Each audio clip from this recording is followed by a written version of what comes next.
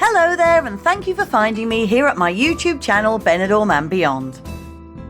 I would like to give you all a very warm welcome to my original and long-standing series of vlogs entitled Benidorm Breakfast Tostada Tour, which gives you a whirlwind excursion around 5 coffee shops, bars or restaurants that I have tried in the last month for my favourite Spanish brekkie of coffee served with toasted baguette topped with tomato.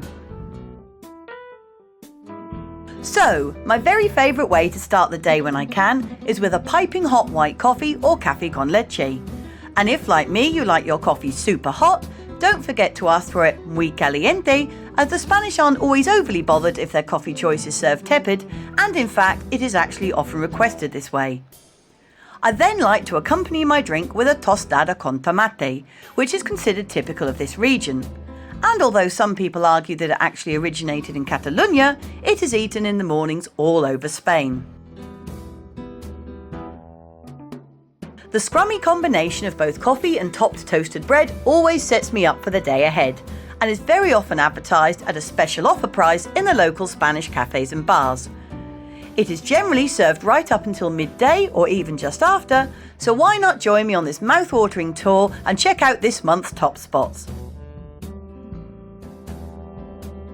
Our first stop is located at the top of the Old Town on Avenida de Rosafa, and here we find one of the 3 branches of Rosafa 55, who are a local chain of cafe bars and restaurants. This branch is one of their larger premises and sits under an arcade of arches where you can enjoy your coffee with a street view while connecting to the free Wi-Fi. Or alternatively, you may opt to head inside to their clean and well laid out traditional Spanish cafe interior. This bar would be especially handy for guests of the Magic Crystal Park Hotel who fancy to change from their all-inclusive scheme, as it is only a few metres or so up the hill from their accommodation. The young waitress who served me was smiley and efficient, and my lovely hot Candelas coffee came within minutes. There is a menu card on the table with all their snacks, tapas, raciones and main meals on, and also a variety of breakfast deals, including tostada con tomate y jamón, which was what I chose on this occasion as I just fancied something extra savoury that day. My friend's traditional tostada was a good size, well toasted, and came with separate servings of a quality olive oil and salt. The tomato pulp was served in a small glass dish, and although tasty, there wasn't that much of it. My breakfast, however, came already spread with plenty of tomato and oil, and laden with plenty of delicious jamón serrano, or cured ham, and was lip-smackingly tasty, so the deviation from my normal choice was well worth it. At €2 for the double act of tostada and coffee, and just €2.55 with the additional choice of ham, I found this to be an excellent find for a typical Spanish breakfast, and will most definitely visit again.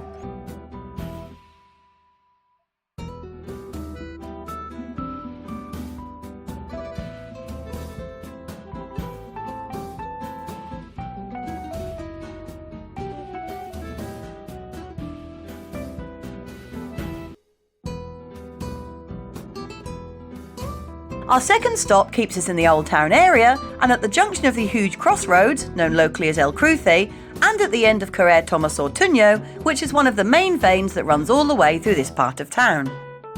Here we find Bar and Taparia El Cruce, which is set slightly back from the pavement under a shaded terrace, with modern tables and grey wicker-style chairs, and a small modern inside space also available.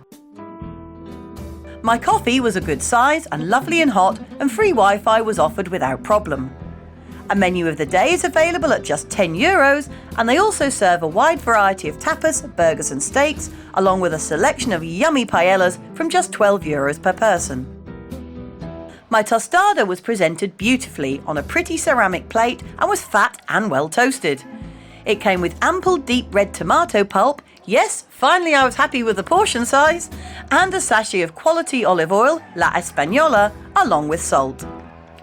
The tasty twosome came to the fabulous price of €2.50, and I have to say I thoroughly enjoyed sitting in this busy zone watching the world go by, and I would absolutely do it all again another time.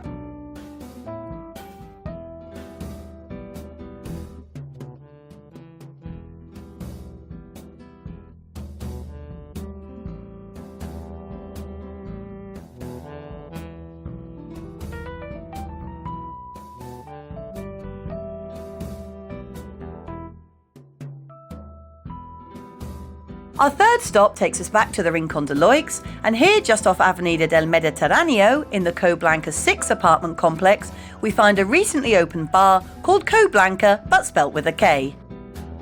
Many years ago, this used to be Murray's British Bar, and then it was closed for a very long period.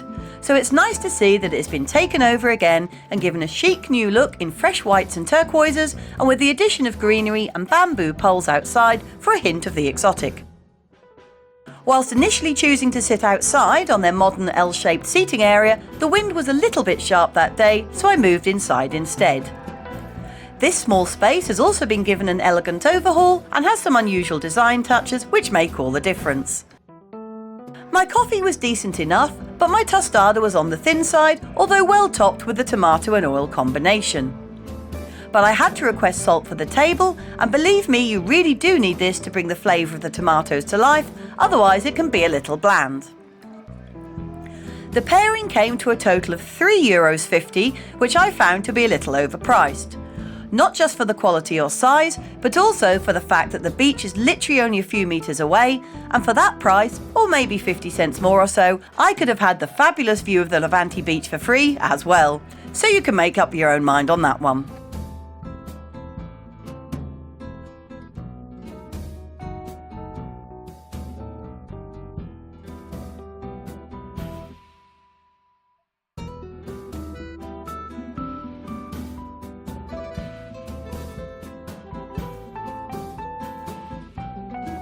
Our ninth stop.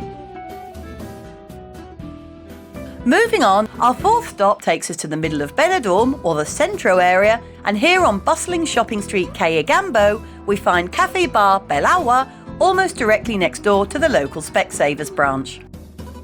Despite its constant popularity, I managed to find one last table outside, and the poor waitress was rushing around, although in a fairly serene and controlled manner, serving the many tables to be found outside on the street, as well as inside and down the adjacent passageway which borders the premises. Having had a successful shopping trip that morning, I was desperate for my coffee, and it was nice and hot and served in a glass, which I always prefer. The cafe does not have a Wi-Fi service, however, so I was unable to check on my YouTube views or comments. And yes, of course, I'm only kidding. There are many offers available on the various signs and blackboards dotted about, and they have a good selection of sweet snack items, for example crepes, waffles and milkshakes, along with a small variety of pastries such as croissants and Belgian buns. My tostada was thin and crispy and still warm, which was a surprise as this isn't always the case. The thickly grated tomato had already been spread on the top, and an individual serving of olive oil and salt was on the side of the platter. The tasty combo came to €3.20, which I found reasonable, especially considering the cafe's prime location on such a bustling avenue. For a small supplement, you could also order freshly squeezed orange juice, and I would totally recommend this spot if you need a moment's respite from shopping until you drop. Our fifth stop takes us back to the Rincon de Loix once more, and into Mercaloix, or the indoor market, along Avenida Ametlla de Mar. There are a few cafes and bars inside this large building which has 3 entrances, but today I headed for Bar Catho Roberto, which can be found as you approach the entrance nearest to the Mas supermarket. I was given a cheery welcome by the Spanish lady who runs the small bar, and there are 2 tables and chairs opposite the counter to choose from, as well as 2 tables and chairs in the passageway that leads into the building itself. Alternatively, you can prop yourself at the bar on a stool if you wish, although that doesn't realistically leave you a lot of space for eating. Despite the small surroundings, the little place is always packed, and you can order anything from coffee and cake to baguettes, tapas or pastries, which are displayed in a glass-fronted cabinet and can also be bought to take away. But as usual, I opted for my customary tostada con tomate with a coffee, which was advertised as an offer on the blackboard on the way in. My coffee was delicious and hot as I requested, but I soon discovered my mistake of sitting out in the entrance passageway, as seemingly you are now allowed to smoke in that area. Not only at the bar's small counter, but also on the seating that lines the precinct itself, and I was pretty much deluged with smoke from nearby cigarettes from the moment I sat down, so not a very pleasant experience.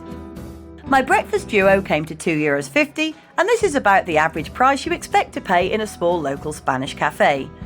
However, unfortunately, I have to say on this occasion I didn't really think it was worth it, and I probably won't try it again, as there are many other establishments to try inside next time instead.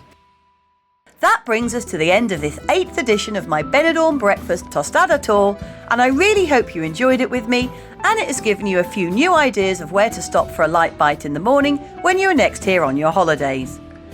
If you did like the video, I would ask that you please give the video a thumbs up and consider subscribing to my channel if you haven't already done so. Also, feel free to drop me a line in the comments section if there is something or somewhere you would particularly like me to include in the future, and as always, I'll see what I can do. For those of you who have only just found my channel Benidorm and Beyond, where on earth have you been for the last year or so? I produce positive, original and informative videos on a weekly basis about my beloved Spanish town. If you'd like to support my channel and future vlogs by making a small donation, you can now buy me a coffee. Just click on the down arrow next to the vlog title, which brings you to the description of this video, then follow the link provided at the bottom. Thank you so much. I'll see you out and about next time, maybe for a coffee and tostada. Cheers!